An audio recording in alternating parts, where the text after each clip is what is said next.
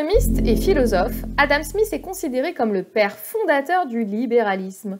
Parmi toutes ses idées, il y a la fameuse division du travail. Dans son ouvrage phare, La richesse des nations en 1776, il paraît même précurseur dans son approche et cherche à comprendre l'origine de l'enrichissement d'une nation. Dans cette vidéo, vous allez comprendre en moins de 2 minutes la notion de division du travail. C'est parti! La division du travail dont parle Adam Smith repose tout d'abord sur la parcellisation des tâches en entreprise. Les individus répètent les mêmes tâches à l'intérieur de l'entreprise. Mais il parle également de la division sociale du travail. Autrement dit, les individus seraient répartis selon leur âge, leur appartenance à un métier, etc., comme le boucher, le boulanger, le marchand, etc. Pourquoi un tel principe? En divisant le travail en tâches élémentaires, l'ouvrier est plus habile. On observe donc moins de temps mort. On dit qu'il augmente sa productivité, autrement dit, il produit plus en moins de temps. La production globale en entreprise a donc tendance à augmenter, ce qui permet in fine l'augmentation des richesses du pays si toutes les entreprises connaissent le même processus.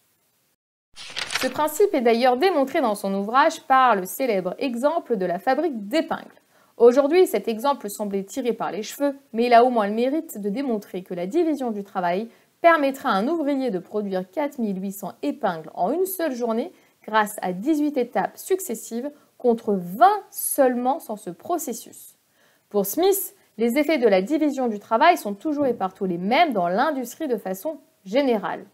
Tiens, cette division du travail nous fait penser étrangement au taylorisme qui scientifie encore plus cette approche.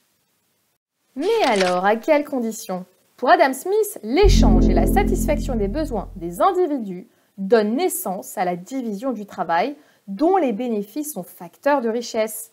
Pour que ce mécanisme fonctionne, il faut donc un marché suffisamment étendu et donc des débouchés pour pouvoir se spécialiser. Vous avez tout compris.